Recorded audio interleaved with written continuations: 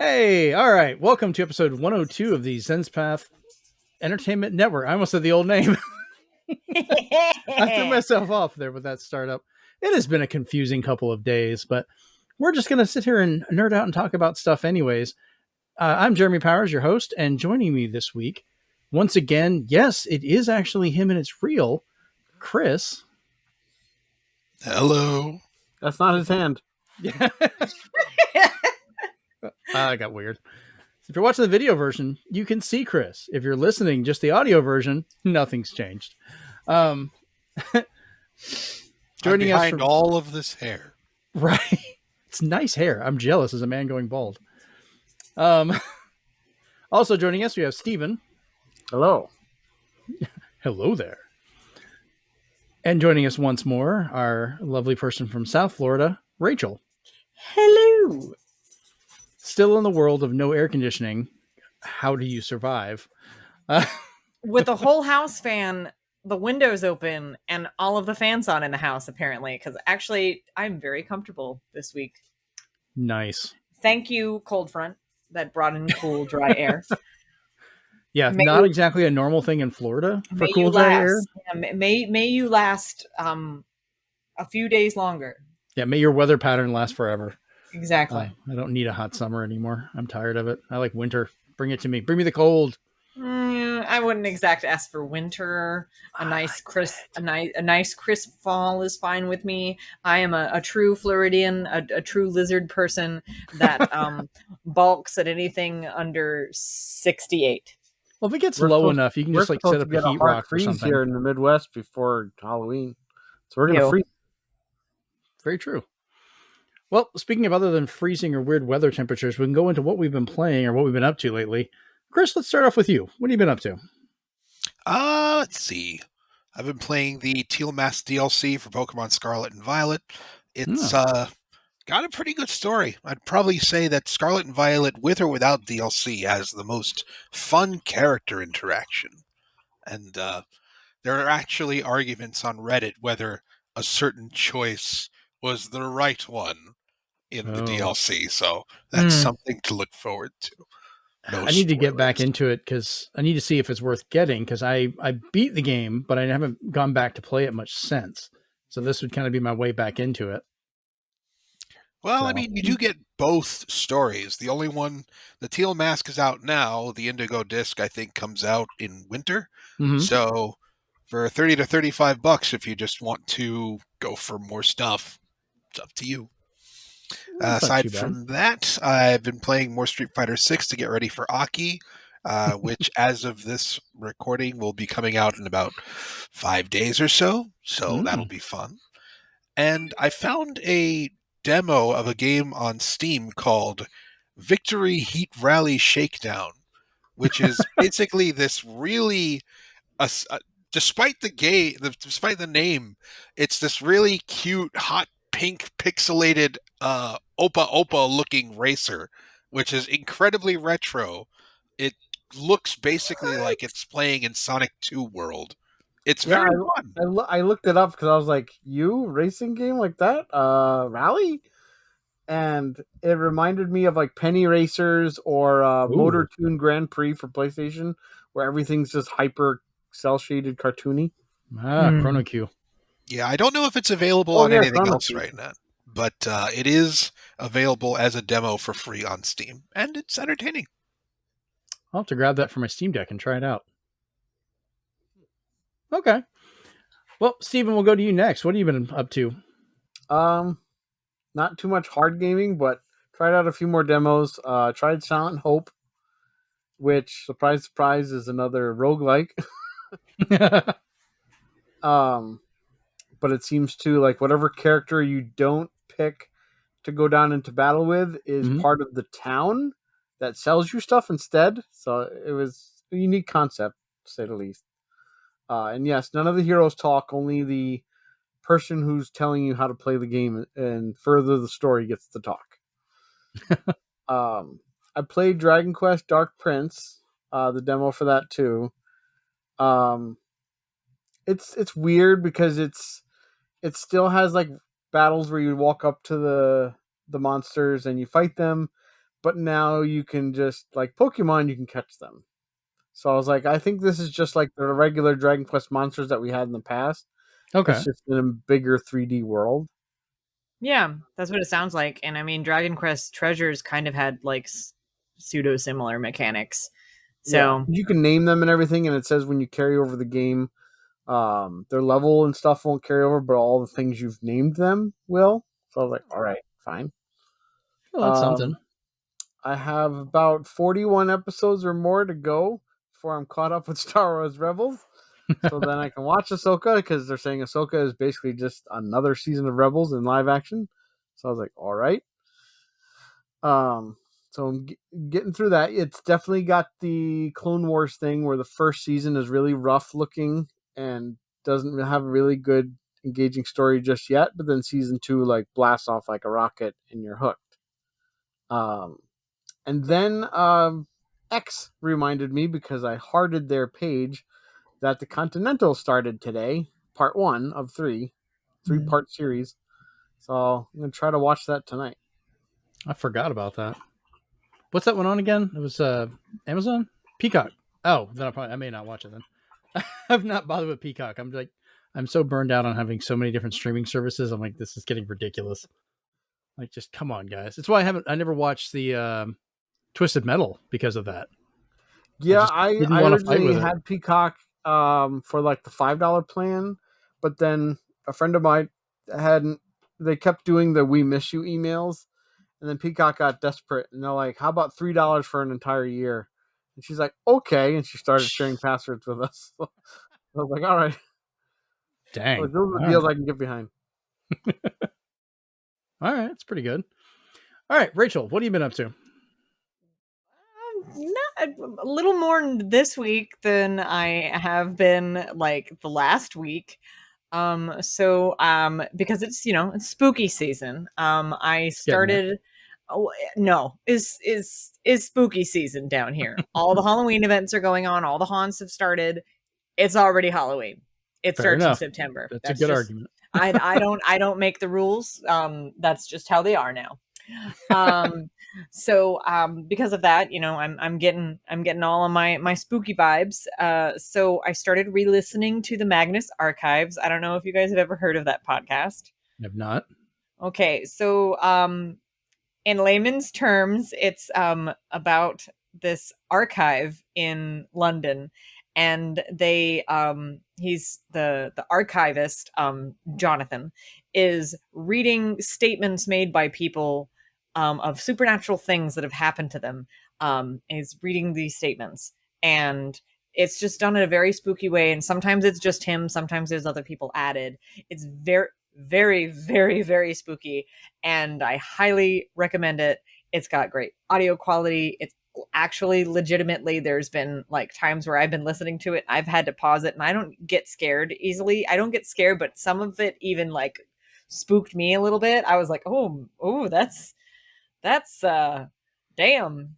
But I think their follow-up, because the show is done, it's not doing new episodes anymore. Mm-hmm. But they have a follow-up show called the Magnus Protocol, which I think is premiering soon, like super soon, like maybe in a month or so. So I'm trying to catch up.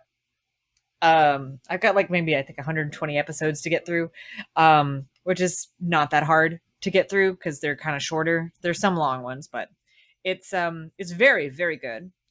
And then just today, a friend of mine recommended this kind of cozy MMO to me that's got like farming, fishing, build your own house, that kind of stuff, called Palia.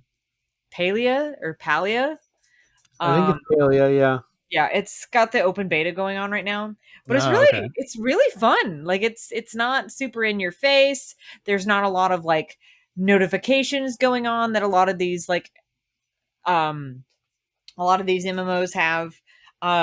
It's not like shove it down your throat in vibes. It's just log in when you can and do what you want, like that kind of thing. So it's pretty chill. So I started playing that today. That way. We'll see. like they have an event going on right now called the Night Market, which only lasts for a couple more days, and it's got some missions based on it. And if you complete the missions, you get these cool like rewards and stuff like that. And so far, it's got a pretty cool story.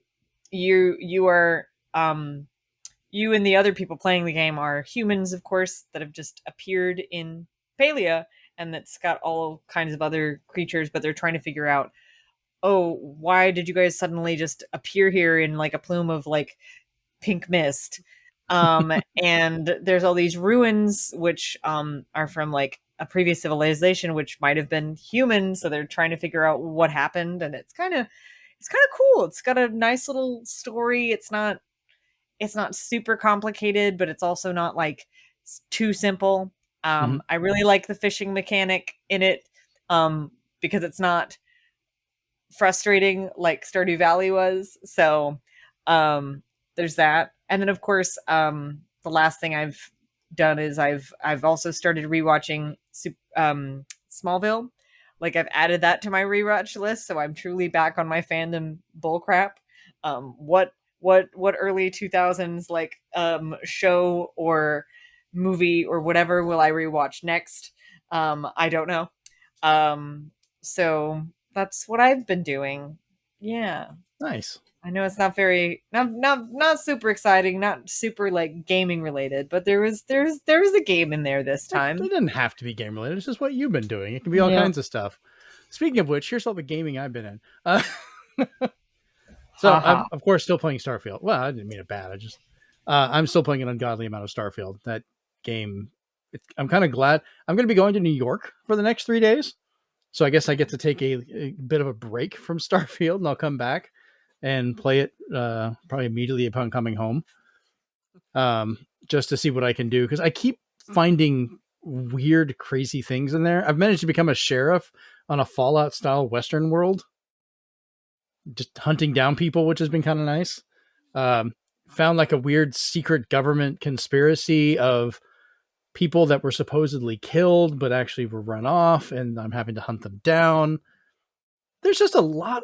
Everyone that keeps saying there's no story in this game, I'm like, where are you not looking? Because I keep finding so many distracting, weird things to wander off and do that I'm like, I kind of need to make myself do the main story. Yeah, my friend's on a murder spree. He just wants. Like, I told him, I just said, kill everyone who looks at you funny, and see what the game does for you. Because he unfortunately already did the Mantis mission. But I said, if you wanted to be really funny, pick that perk that gives you parents, go and kill them, and then go become the Batman. Oh my god. Is this what's going to happen to Nez next time we play that? I'll kill your parents. Grandma again and be like, you. Oh, Lord. You let naked people on your ship. Oh, yeah. I've never seen that grandma again. With all the Starfield stuff that appears on my feed, I thought of you the other day because it just like I'm just sitting here and I'm like scrolling through TikTok or whatever, and then it shows the singing, the guy he's singing a song in the ship, and you come across him I guess a few times, and then someone was like, oh, it's like Shanties and Black Flag, and I was like, are you telling me that you can come across multiple songs? Yeah, I did run into a guy who was just singing over the radio, and I'm like, that's a whole song. Listen to it. I saw another video that I guess they were laughing that Bethesda voiced out this whole thing where you're trying to sneak through a spot, and the guy's like, because you're disguised as one of their people, and the guy's like, you look like the guy that we're trying to find, and you can actually respond back, no, you look like the guy, and it'll go back for a while, and so he's like, I'm just getting confused. You're out of line. No, right, you're out of line. No, you're out of line. So every time, so I love that. I love that because it reminds me of a scene in the game Vampire the Masquerade Bloodlines, where if you are a Malkavian, you can have an argument with a stop sign going, no, you stop that. No, you stop that. Yeah. Malkavians are awesome. Yeah. And you can also have an argument with the TV anchor on the TV as he's on the television. So that's what that reminds me of, and it delights me. And, that's amazing. Chris, I am so glad that you knew what a Malkavian was. Okay. Usually, if there are complete nut jobs or psychedelic types in any role-playing game, chances are I've read up on them. Malkavians are amazing.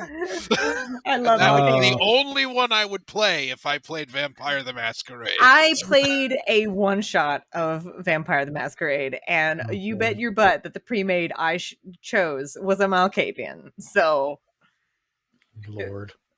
If I didn't already like you, Chris, I like you a lot more now. So the other stuff I played, I got back into playing my Quest VR 2 because George, our friend George, he was sent a MetaQuest Pro. So he's been getting into that. And I was like, well, now I have to friend you on there and send you some suggestions. And I'm trying to convince him to play Demio with me because that game is phenomenal. It's basically like tabletop D&D where you can actually move the pieces around the map and you're sitting around. And you can play it in VR, or now you can play it without VR, which is great. And they can play together. So I have it on, like I was talking to the developers a while back when they announced they were making a PC version. I was like, that'd be great. I bought my friend, on Quest so he could play. Now I can get it so my kids can play. And they were cool enough. They were like, you know what? Here's a code. We'll just give you the PC one for free. So I just got it from them and I'm like, okay, y'all are awesome. So I'm trying to talk George into getting it on there so we can play. Aww. Beyond that, we have been watching the Ahsoka series. So I'm going to spoil everything. Steven just signs off. Don't do that. What? He's Darth Vader? Oh. Anakin? No way! I've been really liking it. We're 6 episodes in, and I have really enjoyed it. I have not watched Rebels, but I'm very familiar with all the original stuff and regarding Grand Admiral Thrawn from back and reading the books when it originally came out. So it's really cool seeing that. And I saw the highlights from Rebels, so it's not like I don't know who these characters are. I'll eventually go back and watch it all. It's just a lot to try and catch up on. You can watch like a refresher YouTube video of everything you missed, but we decided we'll go deep lore and just watch them all. Yeah, I got to get it in my schedule to be able to do all of that. But it's been pretty good for that so far. I did break down and I bought another game, collector's edition, so I can play it early. What did you do? Spent $100 and bought the Forza Motorsport collector's edition. Oh, you men in your cars. I love the Forza games. Every one of them I've played, be it the normal Forzas or the Horizons. And I love the fact that they do remember which games you've played from Forza 2 on. So every time I boot into the game, I'm getting like this long list of extra stuff as thank yous for playing all the previous games. So God only knows what this one's going to pop up with. But I do get to play a little bit early. So I think it's October 5th I get it. So I will probably be streaming that as I play it. So same day as Loki season 2. Crap. Oh God, you just reminded me of that. Oh. Yeah. So I've got well, I can watch Loki while Forza's installing because I'm sure it'll probably still take a while. There you go. Hopefully, well, if they do like they did Starfield, they'll let me play it earlier. I could do both, whatever. The biggest conundrum people had is like, what are you going to play first, Mario Wonder or Spider-Man? I was like, Mario Wonder, because I'll be installing Spider-Man, so I'll just start playing Mario Wonder, which will just work. It's not a knock against either of them. It's just kind of a fact. So what day is Spider-Man 2 coming out? October 10th. So I'm going to have 5 days. Okay, well, that's good because... So I have to complete It's the same day as Wonder. I have to complete all this DLC. Because that's good because Sony announced, because they wanted to sell more PS5s, they announced that as of right now, if you buy a PS5 or you get one and you register it before the 20th, you get a free game. And one of the free games is you get the Miles Morales Spider-Man Game of the Year for free digitally. Or you can get Ragnarok, Last of Us Part 1. So I was like, that's cool if they give you the first Spider-Man and you bought the Spider-Man system. It's kind of weird that didn't come with it, to be honest with you. Yeah. Should have at least included it. A game come with a system? Though, what do you think we are, 2010? The voice actor for Spider-Man for these actually did, and I thought about you directly, Rachel, was quoted in an article telling people about the face. Dude, just get over it. He mentioned some people are probably not going to get over it, and I immediately went, Rachel. Yuri over here breaking my heart. Oh, He's like, no. just play the game. It's fine. I mean, I'm going to play the game, but Yuri, no. But that was the actual quote. Get over it. Oh, Yuri, how dare you? Betrayal. I feel betrayed now. It'll be all right. I'm sorry. I'm gonna play it, but I'm not gonna be happy about it. So it's kind of well, this is kind of a pre-news thing, but they did announce, and some people were freaking out about it. I thought this was fine. They're adding fall damage to this one. You can toggle it off, but I mean, if Peter or Miles falls off of a skyscraper and slams into the ground, yeah, he's gonna feel that. Does that mean we're gonna get that cutscene where she's like, "Please help," and he's like, "That is." Maybe they'll reference one of the greatest moments in Spider-Man. Maybe they'll reference it. I would Chris love that. knows that one. That's the greatest QTE fail ever in history. It's the Spider-Man face plant. That was from Web of Shadows, or was boom? Or no, was that Amazing Spider-Man 2? It was a really old Spider-Man game. Yeah, so it was like I think it was Amazing Spider-Man 2, which means I should be able to play that on Wii U. No. It wasn't Amazing Spider-Man 2. It was just Spider-Man 2. Yeah, just regular Spider-Man 2. Yes. I'm sure this wasn't a PS1 title. Blocky graphics. No, it was. It wasn't PS1 though, because this was afterwards. Because they didn't start doing QuickTime event games until after the original PlayStation. It's Xbox though, because it was something like left trigger or X. It was a big button. It was whatever one is Tobey Maguire. That was the one. So okay, Spider-Man 2, the movie.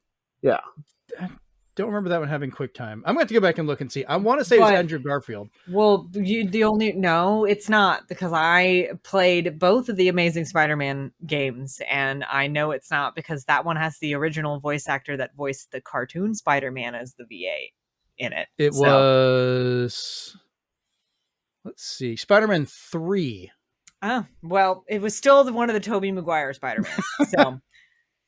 So it was later, but yeah, that's just hilarious. But I had to look and see. All right. So let's go ahead and move on to the news. Perfect. I'll eventually just make that one sound just because I just love the GameCube. So starting off with an editor's note this time, not apologizing for stuff. I already made my apologies for that. I messed up. He's cool with it now. Which you haven't seen. We have new artwork thanks to our lovely Rachel and also our lovely Brent. But I'll call him that. I don't care. He is my family. But I will say Steven was right. And I'm sure he loved that. The Mario vs. Donkey Kong game for the Switch is a port of the Game Boy Advance game. But wait. Can you call it a port when it looks like it's been remade from the ground up? Yes, when they can do an identical side-by-side, here's what the graphics look like, and I'm going, oh, there is no denying this. This is like looking at Jennifer's face and my face and going, nope, that one came from that one. Wait, is this the same GBA Mario vs. Donkey Kong game? Wait. That ended up on the DS as part of the ambassadorship program? A different one. Yeah, it was a later one for that. That was March of the Minis, I think, and that was like a weird version. Okay. All right. I like March of the Minis, but it was like them doing Lemmings. Yeah, that one was like that was like Lemmings meets Captain Toad. Just making sure. Okay. I know where you're coming from, Rachel, and I get that. Mm-hmm. But as soon as I saw the cutscene where they're like, buy today, buy now, and he's just like, woohoo, yeah. I was like, okay, it's the GBA. But they showed the fight with Mario and Donkey Kong, and he's got the 3 colored buttons in front of him, and they were side by side moving. I was like, well, I can't fight this anymore. That is so obvious. That one has the best Donkey Kong voice samples ever. So yeah, there you go. Enjoy it anyways. I'm gonna play it no matter what. I don't care. Yeah. I love those games. Oh yeah. Also noted, I believe Steven put this on here. Happy 134th birthday to Nintendo. Because they old as hell. They cards for playing games. Yeah. So September 23rd, but technically that would be yesterday. So September 22nd for the US, 23rd for Japan. It's already the 24th for them right now. I think it just passed midnight. So we just missed their birthday as of recording. But whatever. I'm sure they're still celebrating. Just remember, at one point they could have had Lego, and they said this will never take off, and they passed. And they made their own knockoff. Yeah, then they made NB. Because they were envious. Oh, there you go. All right, shut off your camera. No, don't. I don't know how the recording will handle that. It'd be all weird. Put a towel over it. You're done. All right, so we're going to get into this next story, which is hands down one of the largest leaks in video game history, and I am loving the fact we found out Microsoft did it to themselves. Uh-oh, somebody pressed the wrong button. So apparently, Microsoft lawyers trying to fill in the information and send in what they needed to the FTC also included an unrestricted PDF of like 134 megabytes or something, which is for a PDF massive, of completely unredacted emails, documents, plans for their future, talking about other companies, what they would like to acquire, all of this. And before they could get it down, the FTC put it up on the website for the trial. And the judge meant it when she said no Sharpies. they overdid it. And the judge already came out going, this wasn't me. I didn't do this. I didn't even ask for it. I'm sorry. Did you say that the lawyers did it? Is that?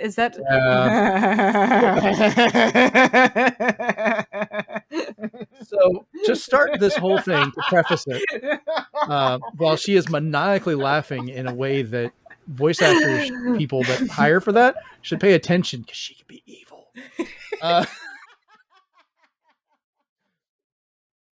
Remember that for your cartoon or game. It will scare children. If you need an evil laugh, please send me an email. Yeah, we have Rachel for the evil laugh. We have Chris for that deep, foreboding voice. And then Steven and I can be comic relief. Together, we can create a complete game. I can play any generic white guy. All right, so to start this all off, Phil Spencer released a statement on Twitter, or X or whatever, when this was first discovered. Quote, "We've seen the conversation around old emails and documents. It is hard to see our team's work shared in this way because so much has changed and there's so much to be excited about right now and in the future. We will share the real plans when we are ready." Literally, I'm just imagining like the people there literally just, okay, hold on. I need to have like a, like visibly like, well, guys, the plan's leaked, just crumples up a bunch of paper, throws it. I wonder if they have like just one wall dedicated for like shooting executions that just has a Control-Alt-Delete printed on the wall, and they stand you in front of it, and it's a 3-gun firing squad. Oh Lord, and that's just, you're done. They just drag your employment to the recycling bin. Oh, yeah, your paycheck blue screens. The walk of shame. To the exit walk door. Of shame, yeah. The walk of shame to the exit door with maybe your like arms full of a box that has all your stuff from your cubicle. They let you stay for a year, but you're forced to use Windows ME the whole time. I'd rather get shot. Terrible. So these are older plans. This was all leaked from information back when the Series X and the PS5 were still kind of being hinted at and very, very first announced. They hadn't released yet. So that means this was also prefaced with the Switch being very early. It hadn't actually, it had come out, but was still very early. People weren't sure if it was going to take off like it did. And oh my God, did it? Which makes some of this really funny, but you have to kind of think about it in that time. So Microsoft was openly and publicly wanting to buy Nintendo again. With Phil Spencer being quoted in emails as it being like a crowning achievement to acquire them.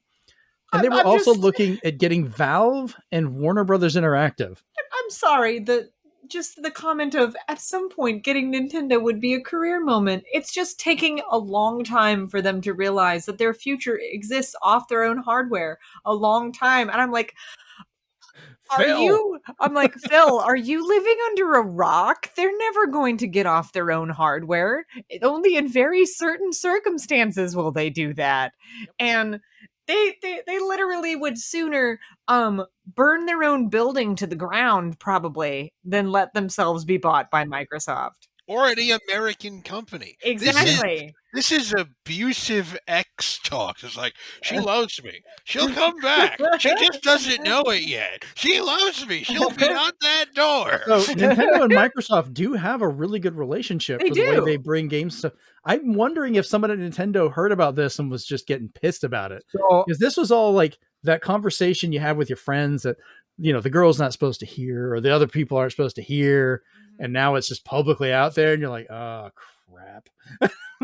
I want to remind you guys of this excerpt from 2001. Yes. From Kevin Backus. Oh, I love this. Microsoft was laughed out of the room, says Kevin Backus, a director for third-party relations on the Xbox project. They just laughed their asses off, Backus said to Bloomberg. Like, imagine an hour of somebody just laughing at you, and that was kind of how the meeting went. They had the team from Microsoft fly to Japan to walk into this room for them literally just to laugh at them, get up and walk out. I told you. Bender wait, you're serious. Oh, wait, let me laugh a bit harder. I think, and this is really pushing it home. I think that Nintendo would rather be bought by Sony than ever let. Oh, I don't think so. They still have some pretty bitterness with Sony. No, I mean, they have some beef, but to your point, what you said earlier, American company. Yep. So. Yeah, I mean, all right. Let's be honest. I know that we're laughing about Microsoft doing this, but behind closed doors, would any of you think Sony is not having a similar conversation that if they could figure out a way to do it, would they buy Nintendo? It's interesting you say that because if you look at those documents or that email where he talked about it, is like some other people pointed out, isn't it kind of scary that they're actually trying to do a hostile takeover, which doesn't work in Japan, by the way. But they're basically buying up stock so they can try to get a majority stake. Yeah, that was kind of freaky to see that. I'm just... But it's like, it doesn't work the same there than it does here. You can't just do that. So yeah, but since when have these companies actually done their research? Remember, Microsoft owns Donkey Kong. No, they don't. Somebody at Sony thought they bought Halo. So, I mean, when they bought Bungie, they thought they had Halo. So, nobody thinks about this stuff. No, that's not how that works. So, like I said, we can laugh about it, but yeah, that's hilarious. So, they had an older Bethesda roadmap was leaked as well, showing possible remasters of 2006 Elder Scrolls Oblivion, a remaster of Fallout 3, a sequel for Ghostwire Tokyo, and a Dishonored 3. Well, guess what? That's not going to happen now. None of that. What? Because, when things get leaked like that, now it's not going to happen, at least for a long time. Because it got leaked. I think their scheduling got changed anyways because they had stuff they were trying to figure out the 2022 holiday season. Oh no, I know that. Yeah. But I'm just saying, generally, when stuff gets leaked like this, even if they're still going to do it, it's like, instead of it being like, I don't know, 2024, 2025, it's now 2030. Right. So that's just what they do. Another funny thing was the Baldur's Gate 3 success was kind of underestimated by Microsoft. But in their defense, Larian's director of publishing, Michael Dowse, actually made a comment about this. He said, quote, in their defense, and he misspelled that, not me, with the C, not the S. Mm-hmm. You didn't have to tell them that. Because I know, I just like, people are going to look at that, but I wanted to keep it to the actual quote. That's what he typed in Twitter. In their defense, like an actual fence, so did everyone else. Same with DOS 2. Comes with the genre and the way we approach things and the way we execute things. There just isn't any existing data that could have told anyone how Baldur's Gate 3 was going to perform. We just had to take giant spooky leaps. Listen, I knew it was going to be good the moment that I heard there was anytime they're like large scale with romanceable NPCs and all that. And with today's gaming market and literally everybody being, people love their hot video game dudes. So I'm disturbed by how many people are talking about the fact they're excited you could sleep with a bear. And I'm like, oh, and why am I not even surprised? You could sleep with that Cthulhu looking thing. Like, yeah. Wow. Like literally the options are endless in this game. And I knew it was going to be a thing. I knew. And I'm sitting here going, they really didn't know. They really didn't know, but maybe that's why Starfield isn't as popular with everybody, because as far as I can tell, you can't just sleep with everything. Literally, if the recipe for success of this type of games is romance options and make it so you can sleep I got with married anything. in the game, but I haven't slept with anybody yet, so I don't know. So well, it helps the D&D players are some of the thirstiest people out there. So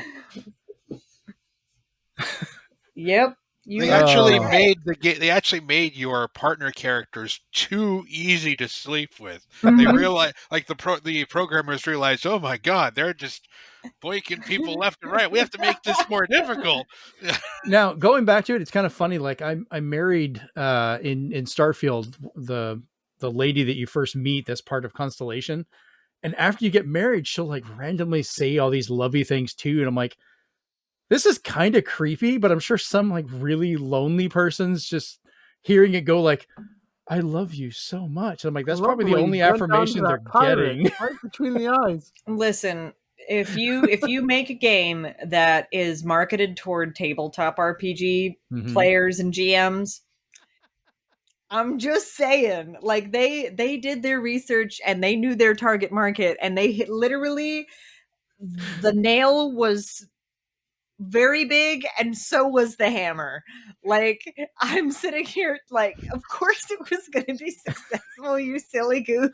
Of course, no the hammer offense, was big. guys. That's what they put all their stats. TTRPGs also, all right? We just know our ilk. We do know our ilk. That's what I was saying. Of course, the hammer is big. That's why they put all their stats.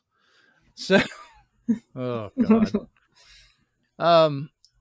Yeah, I'm still waiting for that one to come out on Xbox, but it's still been fun on my Steam Deck. But yeah, no, it is Starfield first. God damn it! Yeah, well, I go back and forth. Come on, I had Baldur's Gate beforehand. All right, so this one I find kind of funny because it's great to see how much confidence they had. Good for them, but it ended up being very much leveled out more than they thought. Microsoft had convinced themselves that the Series X and S was on a better leg than the PS5 when it was first announced. When they first saw the specs, Phil was like, they were kind of worried about it. Then they looked at it and they were like, no, I think we're going to be good. And on paper, it is better in most ways. But honestly, by game development, everything's kind of come out in the wash and leveled out. Most games that release are basically the freaking same on both. Like, there's not much of a difference, to be honest with you. So, like, there are probably a couple of different. Yeah, there are probably a couple of different reasons for that. Until they get Call of Duty. I mean, for one thing, you've got the pandemic slowed everybody down. Oh god, yes, that's why the Switch boomed so much too. Yeah. And the PS5 was essentially a non-entity for a while because people it was impossible to find. Yeah, either it was too expensive or it just wasn't there. So that leveled the playing field out. I am immediately thankful to a friend who had a friend who was a manager of a Target that knew them when they were coming in, was able to get it for me, and then I was able to get it from him so I could have my PS5.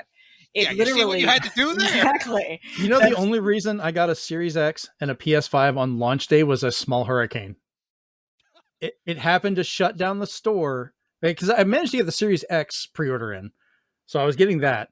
The PS5, the day that, because they did a weird midnight launch, they completely botched that. If you guys remember, where they were like, "Hey, here's the price," and they released it at like 2:00 in the morning.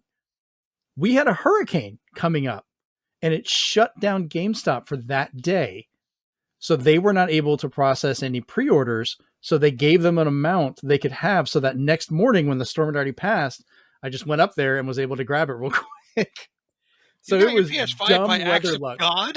I know the exact GameStop you went to. Oh, of course. It's the one I always go to. Yeah, I helped build that one.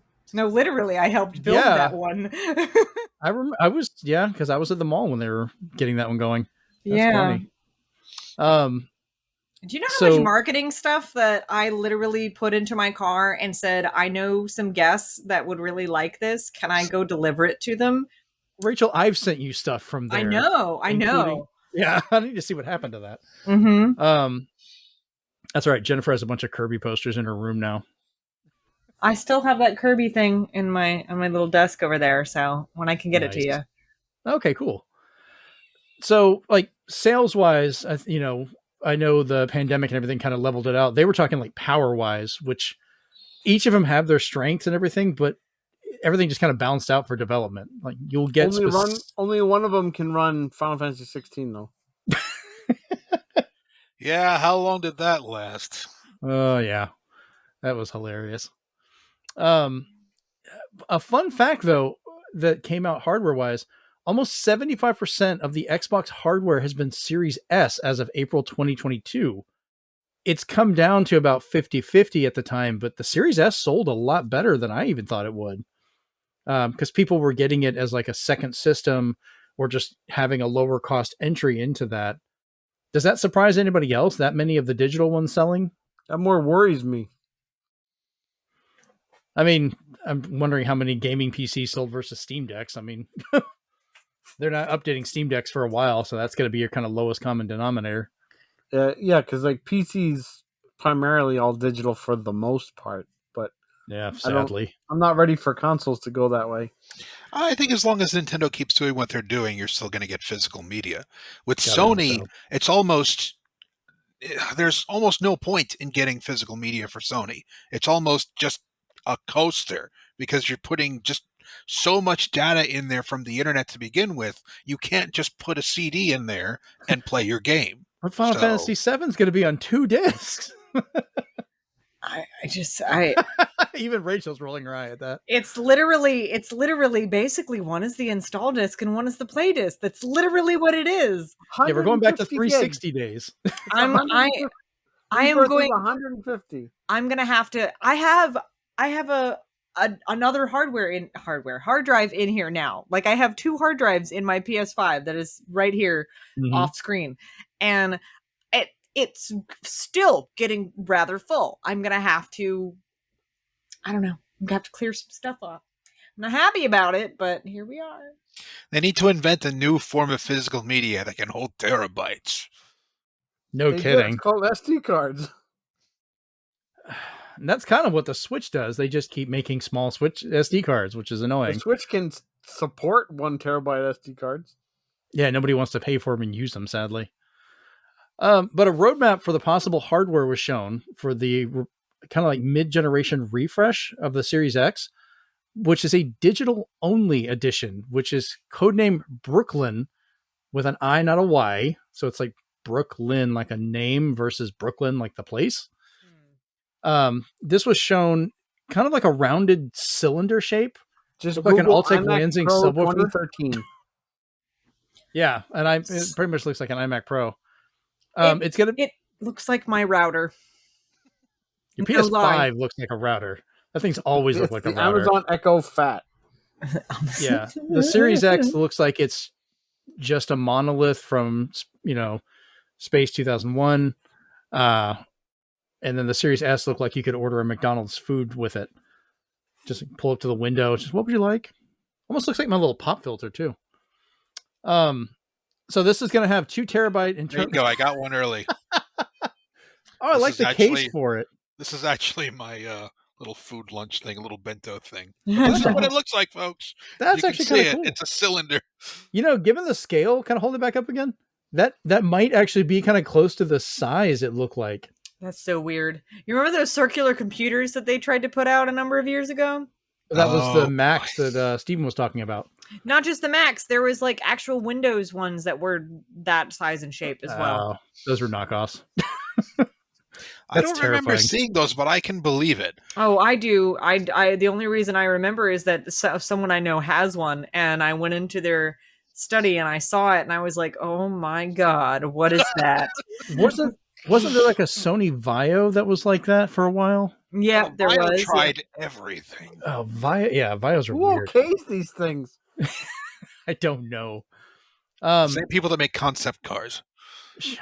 So the Series X refresh is going to have 2 terabytes of internal memory instead of a physical disk drive. Front USB-C port, Wi-Fi 6E, which at the time I guess was the hottest thing because now they're announcing Wi-Fi 7. Bluetooth 5.2, which that I'm actually happy about, and then a smaller 6 nanometer die size, so that can shrink down. That's why, given the pictures and when I kind of looked at how a Series X is now, it looks like it might be around the size of your lunch piece there, you know, a good bit smaller for those that are listening to this. I'm hoping this would just be an option, because if Microsoft goes digital only for their refresh and that's the system they're going to have and they're kind of moving away from it, I will stop getting Xbox. Like, I like my physical media to be there. Digital is an option, but if they go all one direction, I will drop them and move to something else. I can't see a console just going digital completely. Stuff with Stadia and all that other things, like, it's never worked. So I think, oh yeah, it was a hit. Yeah, I mean, there's a market. Bin. There's a lot of the market that wants digital only. I get that, but it should be an option, not a requirement. Yeah, agreed. You know, we have, you know, all these other things you can get options for. When you do that, you shouldn't be stuck with it. Now they do have a new controller, codenamed Sebile, Sebile. Sebile? Yeah, like, how many ways can we sound this? Can somebody make it sound naughty? I don't know. Today, Sebile?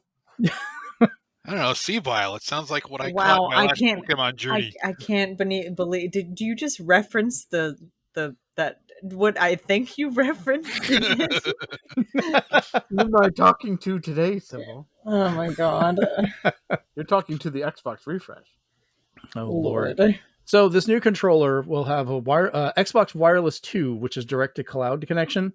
So you could buy this controller, and if you have a TV that hooks up where you can do the streaming for Xbox, it does like the Stadia controllers did, where it directly connects to the Wi-Fi and to their server, so it doesn't have to loop through anything. So you should technically get a less lag for a streaming game. That never really worked best with me with the Stadia stuff, but it's an option, whatever. It's got Bluetooth 5.2 as well, so it should work better with the newer systems as well as being backwards compatible. There's a mobile app connection to see what devices and cloud connections are for that controller, and you can manage them. So I guess you could remotely add someone's console to it or whatever, or remove it. Just seems like extra weird steps, but I guess it makes sense if you're on cloud devices too. Right. It has rechargeable and swappable batteries. So you can recharge those, but if they do wear out inevitably, you can change them out instead of having to take the case apart. So on top of that, it's also designed for repair and disassembly, which Microsoft has been making good steps towards trying to make some of their controllers and things more user fixable, which could be good, especially with stick drift issues and so forth. It's got precision haptic feedback. So they're finally caving in and following Nintendo and Sony into having HD Rumble, as I always want to refer to it. Why not? If everybody else is designing for it, if all three are using marbles in your controller. Yeah, I love that game. I don't care. I'll still whatever. There's been some games that have used it really well, and I think it's a good thing if Microsoft finally does it, because then I feel that feature will be more creatively used because it will be accessible on all of the hardware. And, you know, because if only one company does it, that feature, while neat and first party, tends to never be used by third parties, because why bother wasting their time? You know? Oddly enough, it's going to have VCA haptics, double as speakers. So some of those will be able to make noise by vibrating, which I've seen, but I want to see how that works. It'll have an accelerometer, so we'll have motion as an option. Modular thumbsticks, which basically this is kind of designed around the Elite 2 controller at the time known as Merlin, so you could change the sticks out. So that's cool. Okay. Quieter buttons and thumbsticks. Lift to wake, so it knows if you pick it up to turn on. How come? Oh, I have pets. Good point. Who've turned on my TV, who've turned on my Xbox, and they most likely will just wake up my controller and I'll be like, all right, time to play some no battery.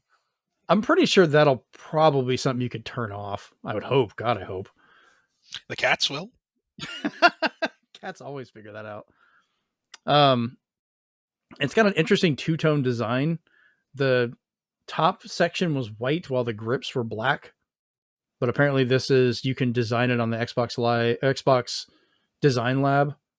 So you could customize that. And then the console itself is supposed to be designable on that as well. So you can get a custom skinned or custom painted Xbox from them. Oh, if that's true, I'll make mine look like an NES or something. Nice. I'll have to get one with the show's artwork on it. Who knows? And then it kind of had a couple things at the end there where they thinking to have a successor to the Series X released by 2028. Hear that, Switch 2? You have a 4-year head start. So that's about an average console life. I mean, none of this is solid now. This is older information. So it could be moved up. It could be moved back. We don't know. But still, like, this is just touching on some of this could all be scrapped so because much. now they're getting real-time feedback on all of it. Yeah. Well, I mean, since all this happened, they've had a really good relationship build up with Nintendo. So there's no point in them trying to buy them if they get all the work with them anyways. Plus, they never could if they tried.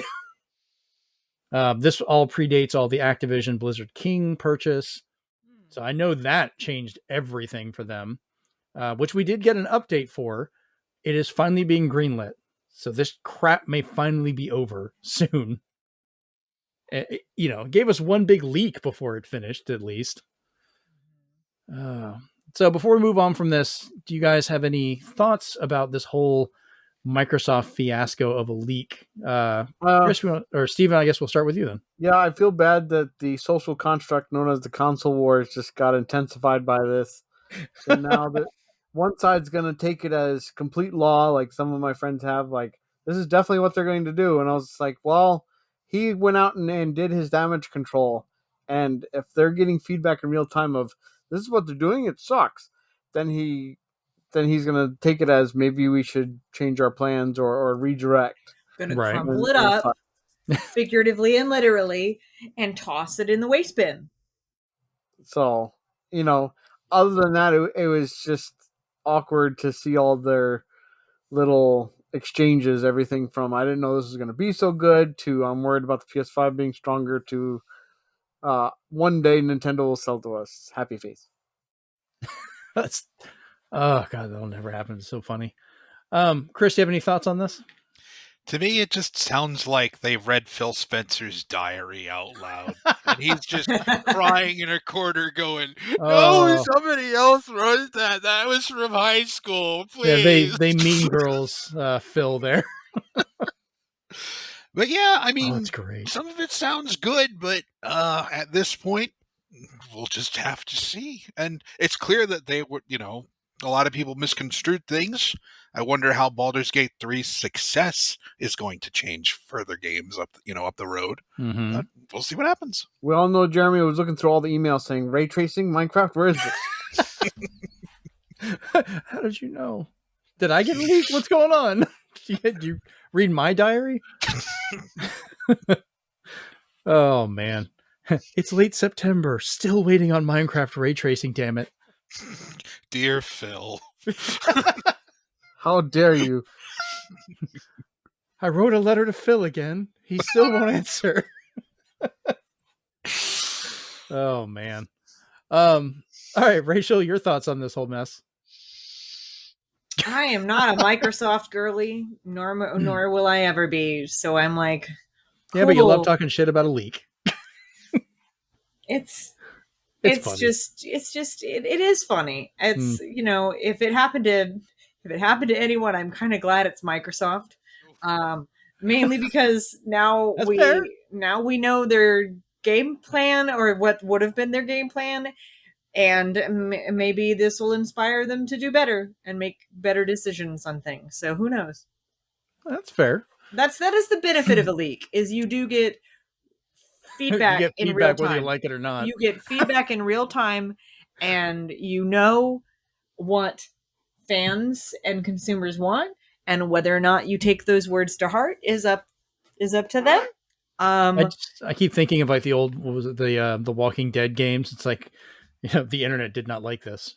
The internet will remember this. Yeah, it's like, some companies will receive feedback until they're blue in the face, and they will just plug their ears and la la la la la la and don't care. Maybe they'll learn. Who knows? I don't know.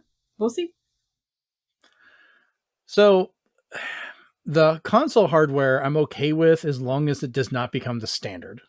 I don't want it to go all digital. There's been conversations and, people freaking out about it from like IGN and a bunch of other places. Just some of them are actually championing it, going like, oh, I can't wait for this to go. They need to just get rid of physical media. And I'm like, you guys were given games all the time. Like you get special chairs sent to you from stuff. You get consoles and games and all this other stuff. So like you getting them digitally, you're not really paying attention to everybody else is getting it. And a lot of the world can't do digital that well.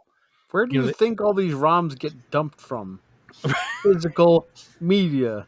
Well, that's what bothers me. They're celebrating and pushing wanting digital to become the only option, pretty much killing the secondhand market, which, that should be around. Not everybody can buy stuff new. Not everybody can, do all this stuff.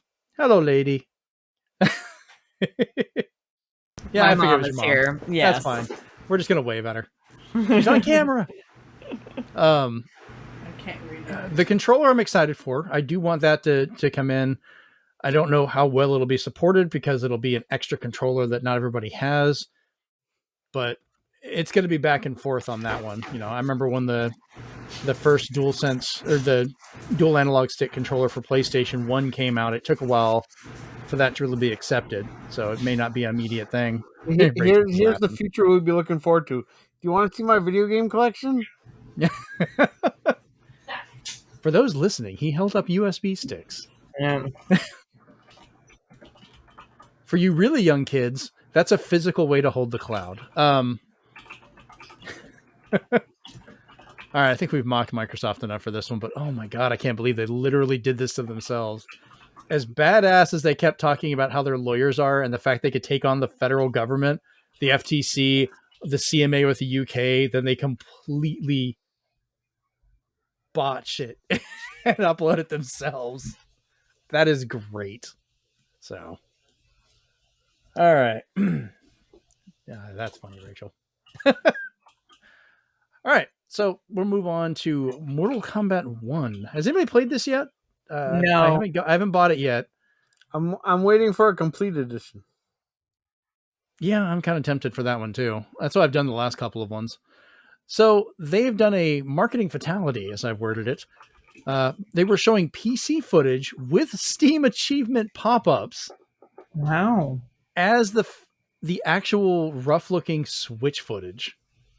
So it's kind of a bait and switch where, because I've seen what the Switch version goes, and I was like, bait and switch. Yeah, I will run with that joke because that's what happened. I think that's what we're going to start calling this when they literally bait and switch how it looks. And I was kind of disappointed. I was like, all right, the Switch version is going to look horrible, but maybe it'll at least be consistent with frame rate. They did that with some of the earlier, I think Mortal Kombat 11 was that way. Yeah, 11 used an earlier engine though.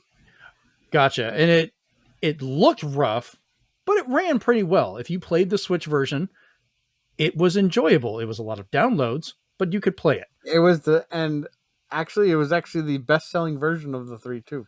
Oh wow. But Mortal Kombat 1, no. Oh my God, it looks so bad.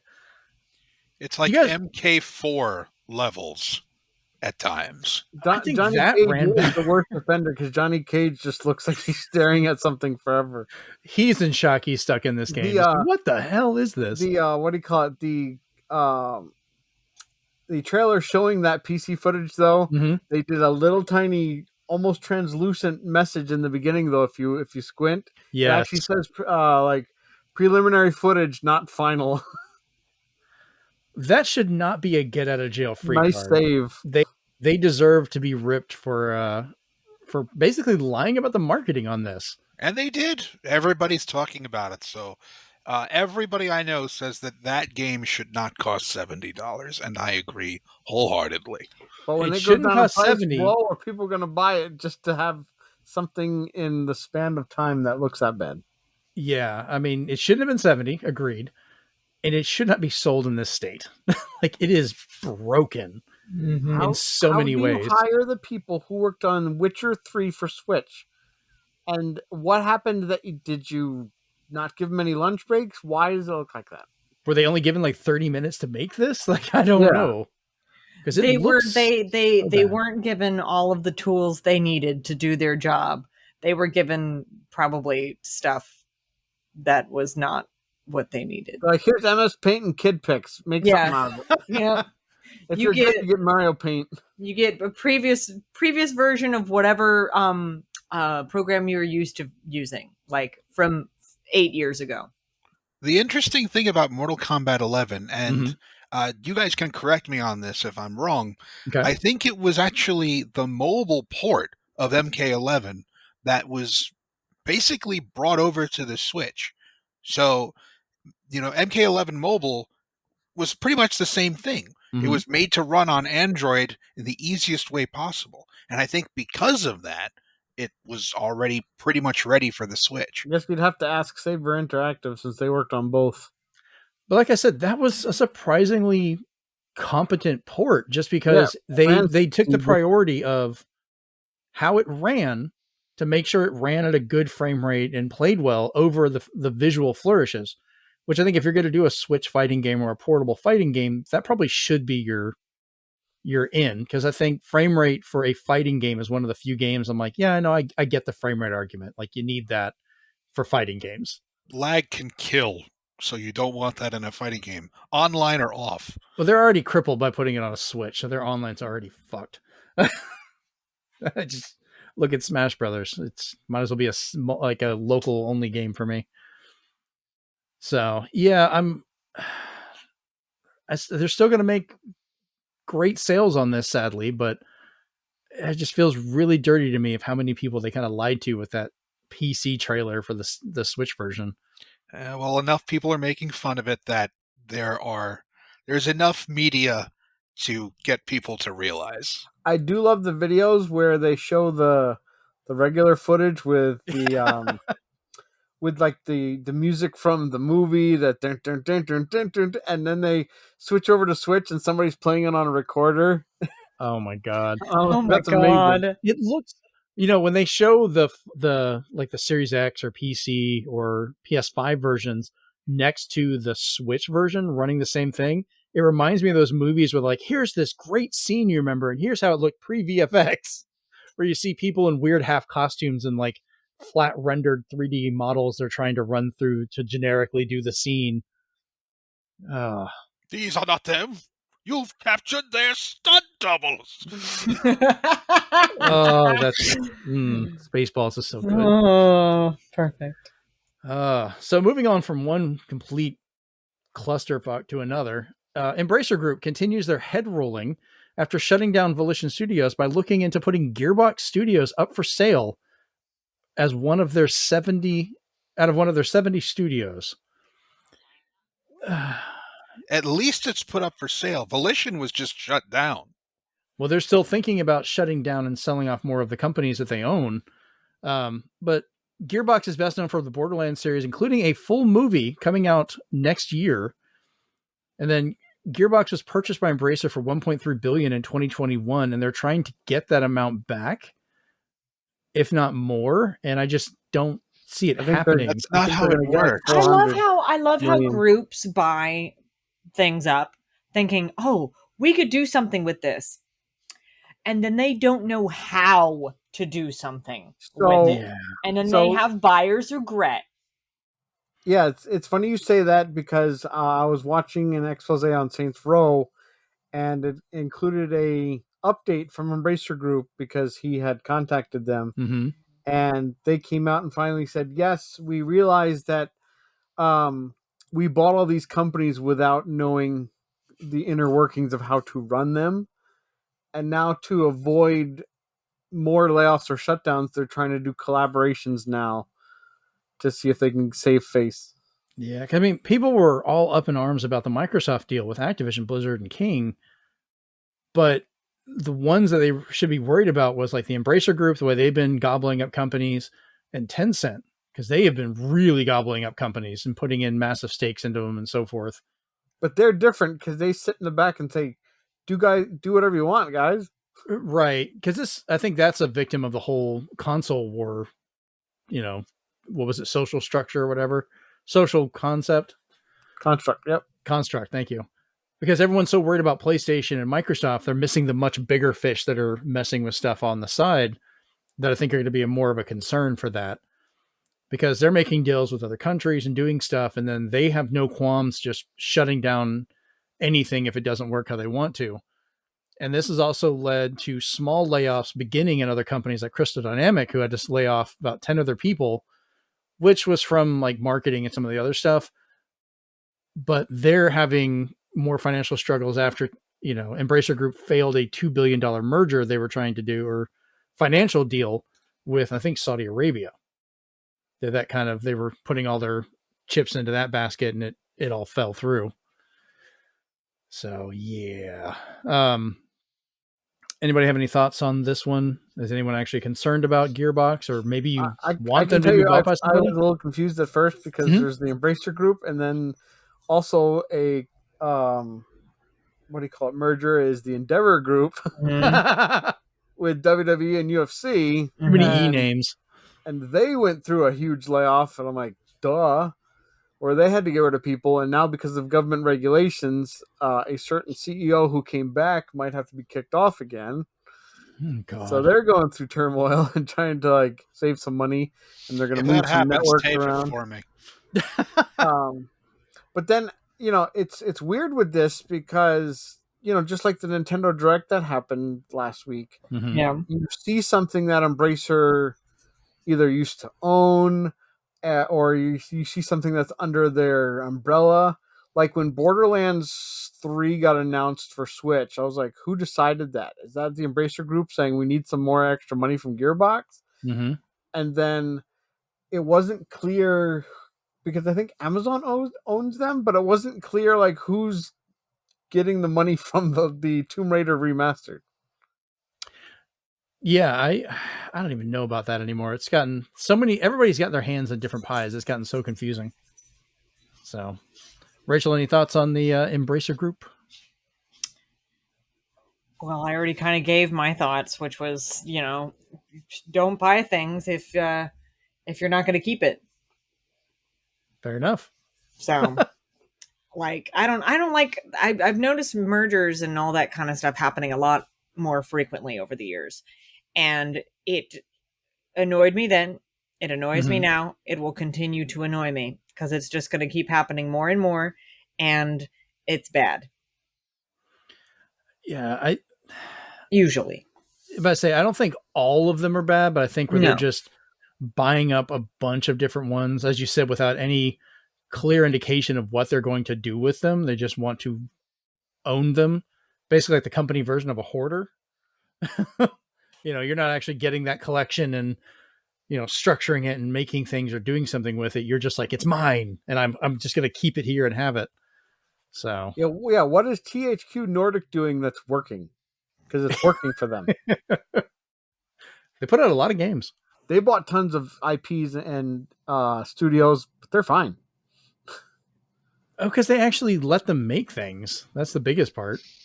They're just like, hey, we're going to bring you into this safe haven, and you just keep making things, and we'll be fine. Yeah. Oh, man.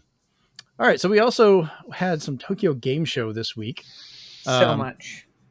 I mostly caught the Microsoft stuff, but I know you guys have some other things you want to talk about, so I guess I'll let y'all do that. I wasn't going to have a choice. They were going to make me do it. Real quick because I only saw the Microsoft one because it aired at 4:00 in the morning. So I watched it afterwards. I just went through because most of it wasn't in English. That was really fun to try and understand. Can I say one thing about the first thing that you're going to say? Just say the title so I can do this. So the first thing was Hotel Barcelona. Welcome to the Hotel Barcelona. God damn it, you took my joke. I just wait for you two to be like, are we best friends now? I think we already are. Steven, we're going to have to rename the show again when they leave us to make their own show. Oh, God. Oh, God. I'm too lazy nerds. for that. It'll be the two long-haired nerds. But no, when I saw this title, I was like, "Oh, okay." And then I looked at the game, like some of the screen caps of it, and I was just like, yes, it's it's Yeah, I love the description for it.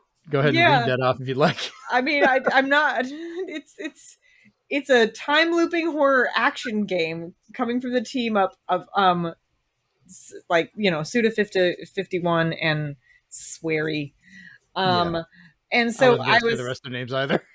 Like I'm sitting here like looking at this and I was like, oh yeah, it's the No More Heroes and Deadly Premonition people. And then I'm sitting here like, I'm getting Killer 7 vibes. This thing is quirky as heck. So that's not a bad thing. I love Killer 7. Like such an underrated Swery game. and Suda 51 in the same room. Like this thing is, and it's like side scrolling. Someone's with, dying. Like, cutscenes and it's gonna be a hot mess of horror. That's what it's gonna be. It's and very quirky comedy. and very in comedy somehow.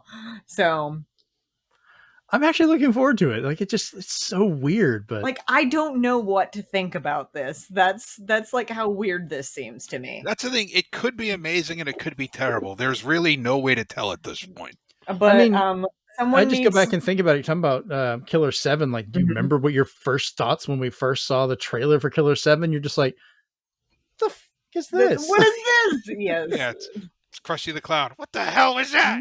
Yeah. Like I'm but I will say after I stole Chris's joke, I was like, someone needs to rewrite the song Hotel California for Hotel Barcelona once someone the game comes will out. do it. Once the game comes out and we know all the plot points. And then get those two to sing it in like karaoke. There will be an animatic. That's what's gonna happen. I'm already calling it now. If I knew how to actually do animation. Someone's gonna animate or draw. That's what's gonna happen. But anyway. Wow. Moving right along. Moving right along. Octopath Traveler 2 is coming to Xbox early next year. Hakone course shown off for the upcoming Forza Motorsports. Once again, I have admitted to the fact I've spent money to play this early. But since I've ordered the game, I'll be getting the 2024 Chevy Corvette for Forza Horizon 5. Like, I need more reason to keep playing that an ungodly, unhealthy amount. Fallout 76 Atlantic City updates being split into 2 releases because apparently they're adding so much stuff. The first part coming out December 5th with no announcement date for the second half, but this will include... Oh, go ahead. Am I the only one that's still surprised that Fallout 76 is still releasing content? Like, I don't know. They've kind of No Man's Sky it. It's gotta be better now. It's gotta be. It's way better. It's like it's like Fallout No Man's Sky, like the amount of stuff they've added to it. Well, good for them fixing their problems. I wouldn't be so upset seeing some of these games if they actually put this kind of time in and expanded them. Like, what was the shooter from EA with the mech suits you'd fly around in that they just dropped? Anthem, yeah. Like, they were going to do this for Anthem, and they were like, nah, we don't want to. Like, they could have saved that and done all this work. They're too lazy. It's EA. So cool. Yeah. And that and MMOs and, multiplayer stuff. If it doesn't immediately make money, then that entire roadmap is just going to get thrown out the window. But I mean, Fallout 76 is pulling it off, and look at Final Fantasy 14.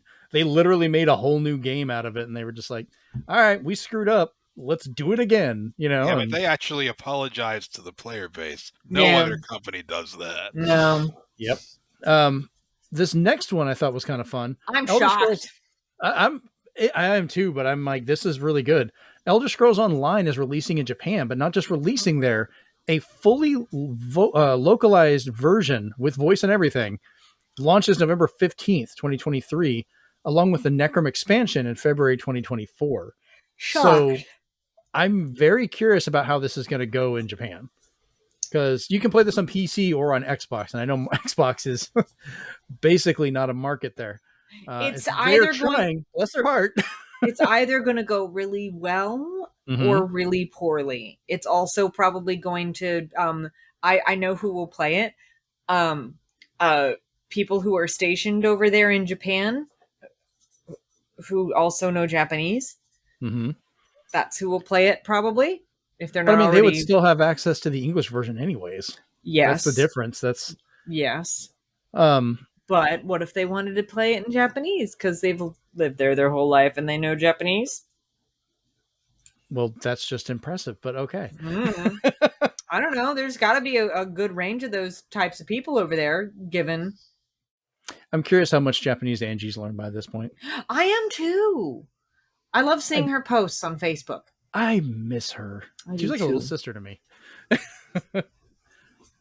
Phoenix Wright Ace Attorney Trilogy is coming to Game Pass September 26th. This will also include the mobile version with touch controls. So if you stream it on phone, it'll already be set up to play. This includes Apollo Justice Ace Attorney Trilogy as well, coming to Xbox Series XS, Xbox One, and PC in 2024. Or I'm sorry, it's a separate thing. Trilogy is coming to Game Pass. Then Apollo Justice one is coming out early next year. That one includes Apollo Justice Ace Attorney, Phoenix Wright Ace Attorney Dual Destinies, and Phoenix Wright Ace Attorney Spirit of Justice.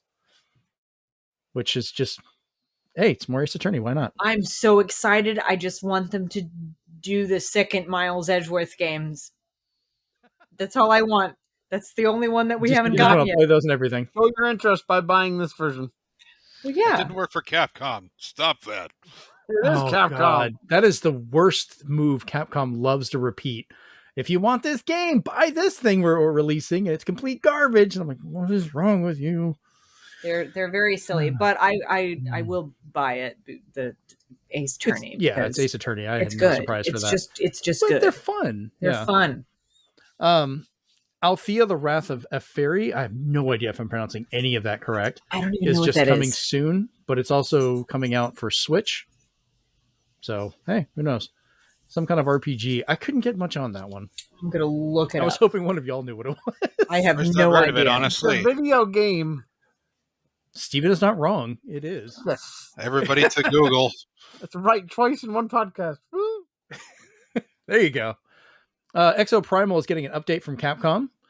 Season 2 starts October 18th and will add a new map, Ocean Platform, new Escape Final Mission, new drone and edge strike rigs, and new costumes, with Street Fighter 6 crossover adding Ryu, Guile, and Chun-Li based exosuit skins and emotes.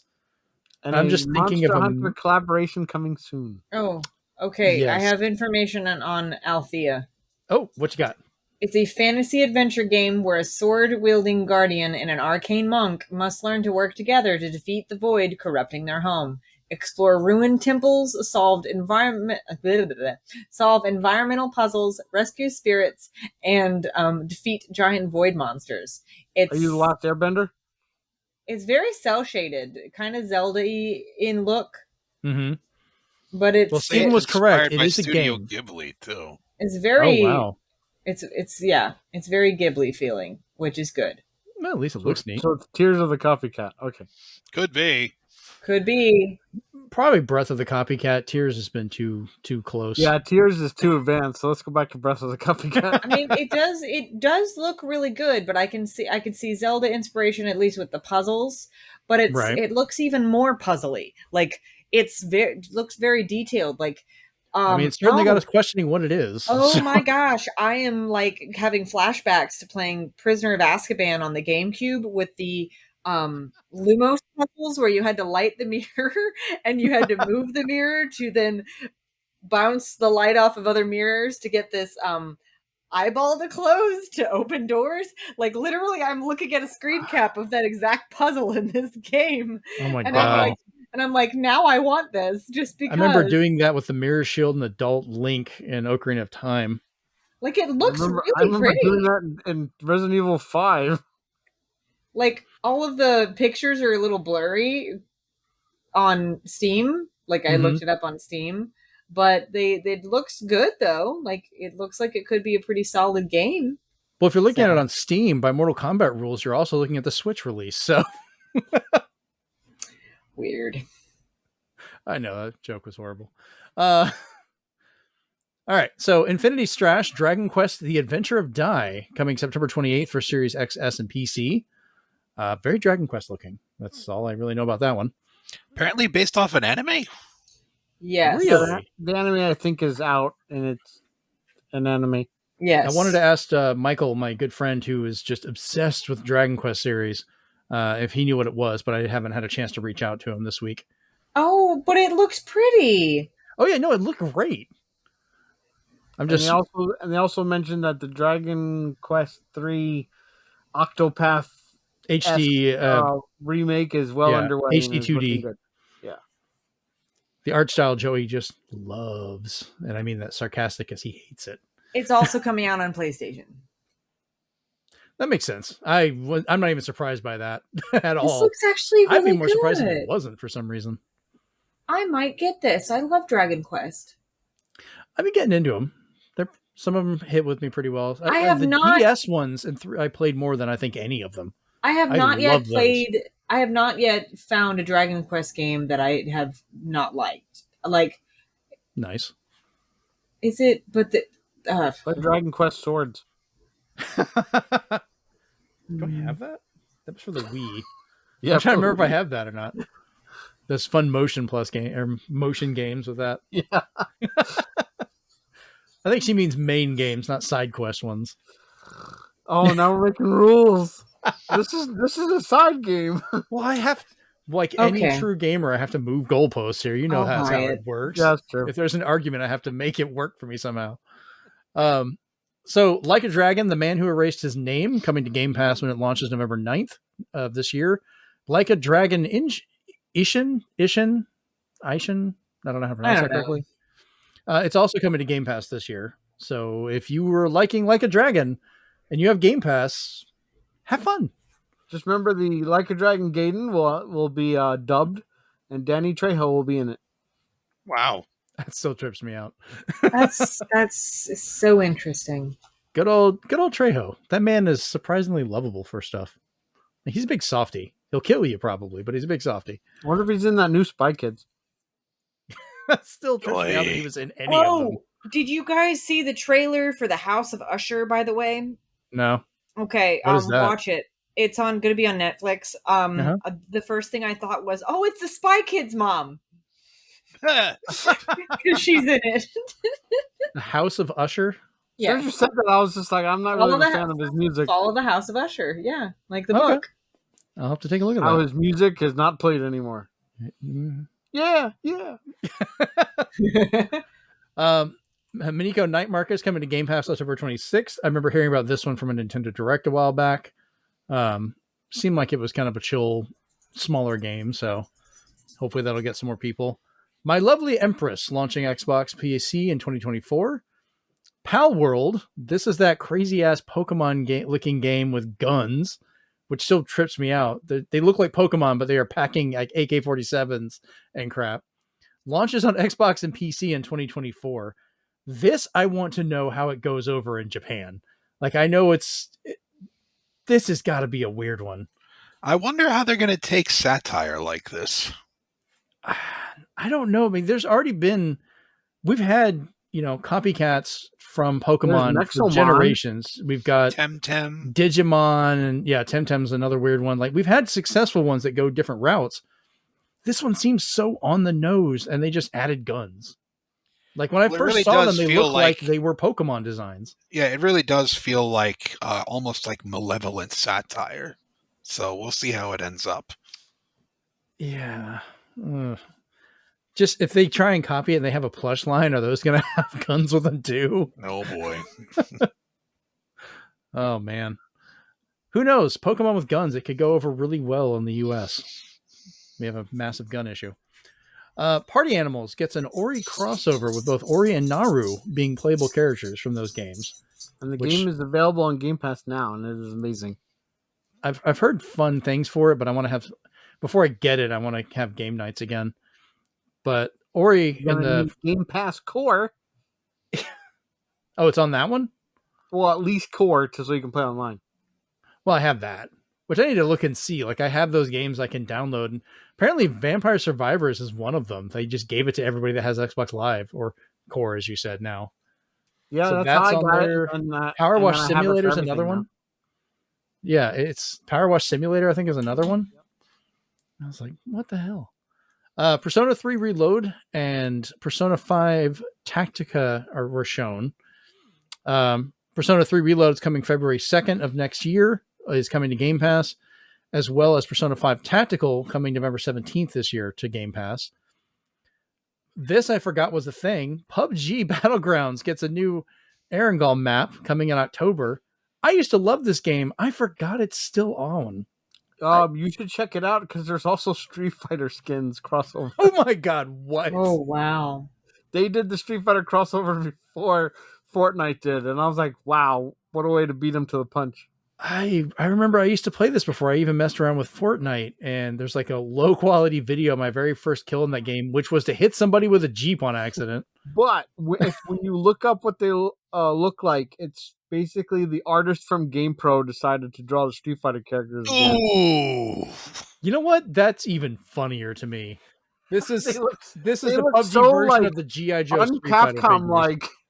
It's like the G.I. Joe figures. Remember those? The artwork on those were horrendous. It's basically if like Inafune designed Street Fighter characters. Wow. And the last thing they had here. Oh, Rachel, you want to say something? No, I was just looking up more information on the Dragon Quest game, and now I'm not getting it because it's very mission based. Yeah. There's no towns, NPCs, no exploration. What? It's just you essentially select the mission, the chapter, and you go. So it's very anime adaptation game, which is weird for Dragon Quest stuff. So damn, we could just clip from this. We have the whole emotional range from you. What is this? Oh my god, I want that. I love this series. I'm not getting it. This is crap. What the hell? So I will get Dark Prince because Dark Prince looks like it's going to be more traditional Dragon Quest. So there you go. She needs to recreate that meme where the guy opens up the fridge and then is disappointed what's inside. That's literally me with half. I will say that's literally me with half the games that come out now. Do we need to just recreate stupid memes to, advertise the show? Just send those out. Honestly, you could. I would need y'all's help. I'm not that creative. I have a very emotional face, so that actually was. Rachel, do you want to be the weird face of the show? Listen, that is literally when I was in high school and in college, and I was still doing like theater. I would have people come up to me after the show and go, "You saved that entire scene with your facial expressions. For the love of God, what are you?" And I'm like, "You're welcome." Oh, wow. The last thing they announced was Wolong Fallen Dynasty DLC. Conqueror of Jiangdong, coming September 27th. Second of the 3 expansions that adds new weapon types, enemies, and bosses. 2 weapons from the recent Lies of P game will also be added day and date with the update. So, which I'm hearing good things about if you're a Soulsborne fan. See, I liked what I saw of Lies of P until I saw that it was Soulsborne, and then I was immediately like, no. I like my patience, and I've seen like weird reviews for it as well. Like most of them have been pretty positive. IGN, I think they've just been on a weird kick of like lowballing a bunch of games. I think they're just wanting attention. I think they gave it like a 6 or 7 or something. It's probably like too much Pinocchio. I will watch people play it. I will watch people play it. Like there are some games out there that I'm kind of like pseudo interested in, but I don't want to like consume it myself. For example, any Souls like game is. I dabble with them, but like. No, I won't even dabble. I'm glad this is out and people like it, but it's just not my cup of tea. Thing.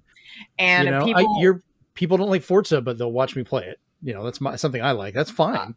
I don't generally. I like the lore and the story of all the Fallout games, but I generally don't like the gameplay. So that's one of those things too. So like I'm like, oh okay, but I'm glad that this game that's coming out literally in 4 days is getting some weapons from Lies of P, because Lies of P actually does look like a really pretty game.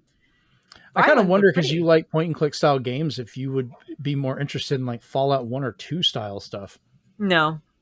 Okay, that's a good answer. I think it's also the post-apocalyptic thing. I'm not into post-apocalyptic. I didn't watch Walking Dead for a reason. Well, that kind of kills all of Fallout then, doesn't it? I like the lore and I like the story and like that kind of stuff, but like you get to find a dude turned into a tree. It's so weird for Fallout 3. Mm-hmm. So, All right, well, this is the point where I'm going to stop talking for a while because you guys want to talk about some Square Enix at TGS, and I want to hear what happened because I didn't get to watch it. So, Rachel, I'm going to hand this off to you guys to go off on this, and I'll jump in when I can. There was a good, I mean, there was a good bit of stuff. Like they showed game. I myself have not seen the gameplay footage because I've been busy and I don't watch these things live anymore. But they did show some gameplay footage from Rebirth. That was like the first half of the stream was focused on that. And it's once again, it's coming out on February 29th, 2024. I don't know why they're putting it on a leap day, but whatever. It showcased 2 missions that should be familiar to players of the original game. The first mission is a flashback when Cloud, Sephiroth, and Tifa were in Nibelheim to investigate the Mako reactor. And then it features the fight against the Materia Keeper, which shows off Cloud and Sephiroth in cinematic combat, which is where that weird look comes from, Steven. And I was like, Sephiroth over here being in a L'Oreal commercial, being baby girl. But it is as well as in combat renders. The second mission featured Cloud and the gang in Junon helping a baby chocobo repair the chocobo stops around the area. Adorable. After fulfilling the mission objectives, they were able to trade items for some chocobo gear to change their chocobo's armor appearance. So it does say that it showcased like different like battle stuff in combat together, like Cloud and Sephiroth. And then like you're able to actually switch to Sephiroth during this combat, which is wild. There's a new mechanic called Synergy Ability, which can be used to deal burst damage to enemies, which was also featured during that combat. The second mission featured a playable Red 13, who wasn't playable in the first game that we just got a couple years back. So lots of the gameplay is largely the same other than that, with the return of the active time battle gauge and abilities and magic. Another returning function is the burst meter, which lets you deal more damage to enemies when you max the gauge. So that was kind of cool. Like, I just saw very limited highlights from it. But like new features also in the game are the Mog House, a card game, and a piano mini game. So I'm trying to get more. There's a mini game called the Mog House. Yeah, I got some more info. That second mission they went on. Yeah, a lot of people are pointing out that they are doing something new where from battles to the overworld and back again. The composers actually worked to make it seamless so that the music will meld into the battle theme, and then when you're done with the battle, it'll meld into the overworld theme. So there's no like interruptions. It's really nice. I love that so much because you kind of saw that in 15. So I really love the framework that my favorite Final Fantasy game has given this company. Other than that, Game Informer put together some details. The game is huge at 150 gigabytes in size. Working on Final Fantasy VII Remake and Integrate helped the team familiarize with the PS5 so Rebirth could come out faster. The story will run up to the end of Forgotten Capital, the City of the Ancients, for anybody who's played it. Players with Final Fantasy VII Remake save files will receive an unknown summon materia at the start of Rebirth. So that's what you get instead of your saves carrying over. Makes sense. I'm fine with that. There's expanded minigames. Now, for example, Cloud can collect soldiers and decide how to arrange them in Rufus Shinra's inauguration parade for different outcomes. That is hysterical. I'm looking at this. I'm looking at this Mog House minigame. So in the 1997 version of Final Fantasy VII, the game had you feeding Koopo nuts to a Moogle named Mog to help him find a mate. Here it appears that the minigame has been vastly expanded to include not only other Moogles, but has your player participating in the game to dodge various projectiles. So that's kind of cool. I was about to say, please don't let it be involved in the mating. We've already got one game trying to get you to mate with a bear. Let's not add a chocobo. And they did show in that they showed last week that you still have the the motorcycle road rash looking game. You have like the original low poly characters in a boxing mini game. Well, when I saw that from like last week, I started laughing because then I saw they were in an interview, they were saying unlike the previous Final Fantasy 7 were only like I'm talking like the original 97 version, like only the people in your party were present for cutscenes and stuff like that a lot of times, and present for certain things, especially like Gold Saucer. In this game, that don't matter. Your battle party is just your battle party. All of those people are with you all the time. So you have the entire group with you at Golden Saucer at all times. So think of the date sequence. You have more options now. And then lastly, as the tease, Vincent Valentine will join your party, but is not playable, implying he will be in the next one. Yeah, they're red 13ing him. So, but my favorite, one of my favorite things, like commentary that a friend made after they finally watched the thing from last week was, so they're teasing him. And they're not showing his face because I guess his face looks so good that they don't want to shock people. Is that it? And then I went, or he's actually just not playable, like Red 13 wasn't playable in the first one. And then they were like, don't say that. And here we are. He's not playable. So yes, but what joke did I make that you did not like? It'll probably end up being the new Spider-Man's face. Oh God. I hate that so much. The other mini game that they showed off, and they showed off gameplay of it, was the card game called Queen's Blood.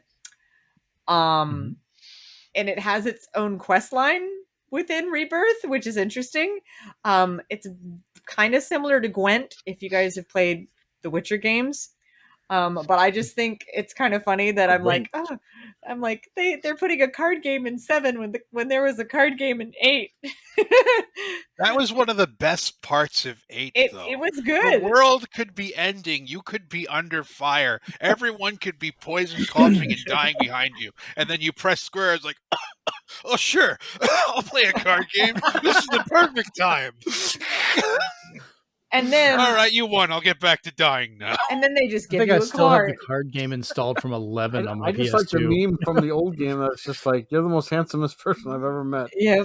Close up of the blocky face. And then finally, you can do a piano mini game. With the use of analog sticks, players will have to nudge their sticks in the correct direction to play various tracks, including the theme for Final Fantasy VII character Aerith. It appears that famous songs from the game will be featured, and each song will have its own difficulty level. And I'm like, oh, Lord. And then, of course, writing and customizing chocobos. I love it. Oh, and it's huge. I'm looking at a picture of the map right now, and I'm like, I'm going to be playing this game for like a year. It's huge. The huge question, is it going to be done before the next generation of Xbox? What? Will we have Final Fantasy VII Complete Edition before 2028? Yes. Okay, you heard it here first, folks. I think with their current framework, I would say that they probably have it all done by 2027, because that they're already developing the next one. This thing's basically done. So going away from Square Enix for a second, I did read something new about Street Fighter 6. Oh boy. Okay. It's gonna affect the update. It says a new quality of life change is happening with the Aki update on the 27th. In order to prevent unintentional super arts, input recognition frames for super art commands have been shortened. So double fireball and double hurricane kick must be done faster to work. Oh. Okay. Interesting. Okay. Huh. I'm contemplating this now, just going like, I was always doing it fast, because when I want to pull out that move, I'm like, hurry up. I got to do it even faster. I think what's happening is a lot of people are just scrambling. You know how it gets in, like, when you're really against somebody and you start just hitting every button, just hoping to, out rock, paper, scissors the other guy. I'm guessing a lot of people are trying to do something and then accidentally unleash a super art. So that's if you want a game that's your Monster Hunter and your Final Fantasy and you want something in the middle, they did show off Dragon's Dogma 2. where in a very interesting way, you can, if you're fighting like a huge ogre, you can slash at just their ankles and they can fall over and tumble. They actually had a scene where they slashed at the ankles of a ogre and it fell and made a bridge for them across a cavern. which I was like, that's insane. And you can actually like kill smaller enemies, pick them up, and throw them at the bigger enemies. One of them was he was killing a bunch of dire wolves, then picking him up and throwing him at the troll. So everybody was like, "Why are you throwing dogs at the big guy?" I'm remembering that my only experience with the Dragon's Dogma franchise was when I worked at, ye old Stop of Game, and I was looking for something to play, and Doug, I don't know if you remember Doug. Yeah, I remember Doug. He literally just hands me Dragon's Dogma and goes, "Play this. Check it out. Play it." And I played it, and that was my experience with it. So I'm looking up Dragon's Dogma 2 right now on my screen, and I see the only thing that my brain will supply me with is a harpy lady, because she's got sharp teeth and feathers in her hair and glowing reddish orange eyes. Do you know what I'm looking at right now? It's the gameplay that was featured. She's a really, really big woman, and she looks like a harpy. Like, that's the only thing I can think of. But it makes me want to play this because she's scary looking. So, oh wow, Suki, what are you doing? My dog is trying to jump on my lap.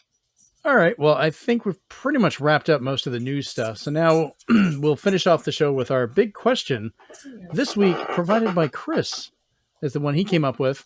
And here's what to ask you. What's worse? A powerful sound chip with a terrible soundtrack, or a bad sound chip and an amazing soundtrack? Define sound chip for me.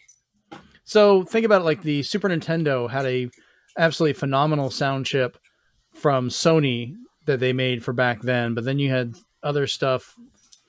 I wouldn't call it bad, but like the Genesis had a different one with the Yamaha, Yamaha chip with the FM synthesis and stuff, which was a different sound. Some people called, bad, I guess, would be more of a subjective thing. If you've ever played the same game on two different consoles and thought the music was better on one of them, it was probably the sound chip that made the difference.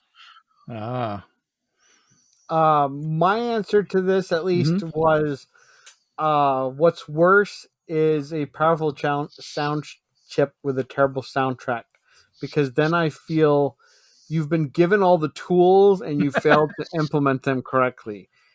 Because back in the day, I was talking to Chris about this. I said back in the day of Nintendo, just early Nintendo, a lot of the composers and such had to create their own programs to create their own sounds and make the melodies we know today. While nowadays you have all these tools to replicate those sounds and more, and they're just like, oh, just throw a loop over it or something like that. So now you have all this powerful stuff and you can't make a good soundtrack. Yep. So I'm going to go ahead and say I agree with Steven on that one. A powerful sound chip with a terrible soundtrack is just the worst, because you've just lost all potential. Because if you've got an amazing soundtrack and you think it's an amazing soundtrack, even if it's on what you would consider a bad sound chip, they pulled out something good. You've got something you want to hear. But yeah, it's just can't stand when they completely screw it up, no matter how good your soundtrack is. Chris, what about you? That's fair. I kind of see it the other. I see it the other way around, because I have heard this whole conversation was between Steve and myself when we started listening to various Game Boy Advance tracks, and I think the Game Boy Advance has an unfortunate sound chip. But some of those soundtracks are just good. That's the thing. You've got amazing soundtracks on the GBA, but they sound so crackly and tinny, and sometimes you get this weird note discordance. Yes. Look up the title theme to Crazy Bus. In a way, though, that gives them part of their charm.